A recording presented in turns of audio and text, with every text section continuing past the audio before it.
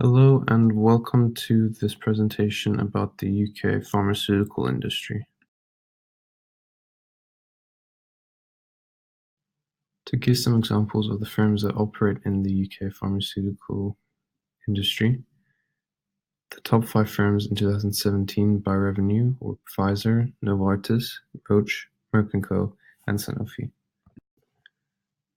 According to the APBI, in 2014, the top 4 companies by market share owned 23.5% of the UK market.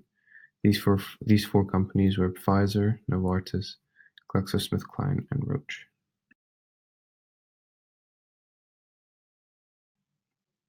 Price competition in pharmaceutical markets are thought to be imperfect due to product differentiation coming from different sources, the most important source being competition from the entry of generic products. Price constraints, according to the large applied health economics literature, are also responsible for distorting competition and entry in this market. Strong price regulations in some markets will reduce prices in more competitive markets. Stringent price restrictions in one market may reduce expected profits in more competitive instances of the industry with respect to unrelated markets, therefore lagging or possibly deterring the entry of new firms. High initial investment costs means that average production costs are reduced only when a large quantity of a drug is produced. However, with international trade, it is rarely the case that a true monopoly of this sort exists. Instead, market power is created through other means, such as patent protection, brand loyalty, market segmentation, implicit collusion, and integration. Consequences of the failure of competition are higher prices than would be expected in a competitive market.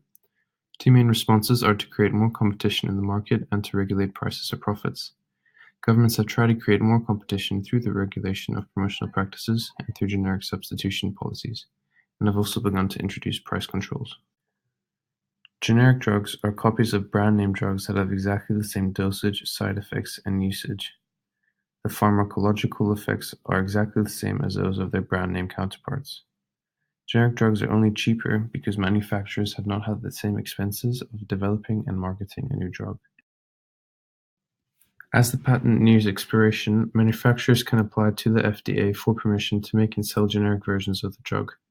Without the startup costs for development of the drug, other companies can afford to make it and sell it more cheaply. When multiple companies begin producing and selling the drug, the competition among them can also drive the price down even further.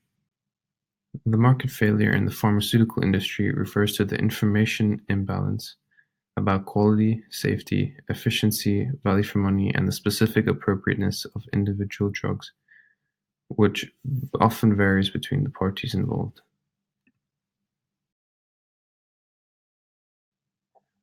The types of information problems that occur in the pharmaceutical industry are drug efficacy, drug quality, and the appropriateness of drugs.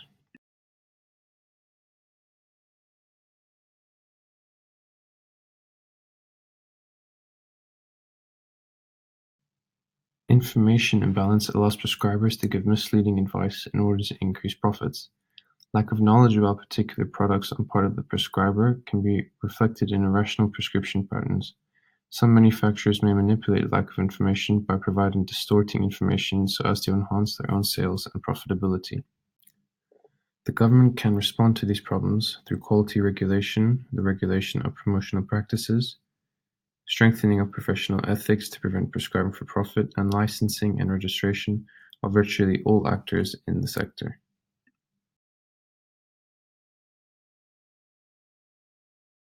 According to a recent BBC article, Rachel Reeves, who chairs the BEIS, said the evidence MPs had received suggested Brexit could threaten the cost of medicines, investment in the UK, and access to new and innovative research and products.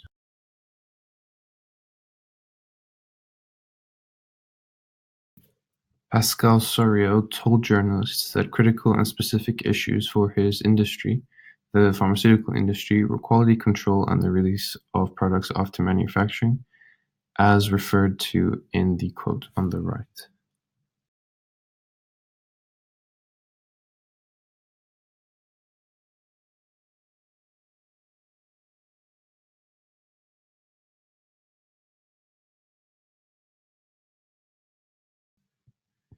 Different Firms within the pharmaceutical industry have different strategies and business practices which they pursue. You can take a minute here to pause the video to take note of some of AstraZeneca's strategies. Entry barriers into the pharmaceutical industry are particularly high. It faces many challenges that prevent newcomers from entering the market. According to the report of House of Commons Health Committee, R&D investments in the UK are worth £3.3 billion, and new companies need 12 years and 500 million in investment to bring new medicines to the market. New entrants into the market face many risks associated with capabilities that established companies have developed many years ago. These capabilities are related to experience, their good relationship with third parties, and the invention of new patents.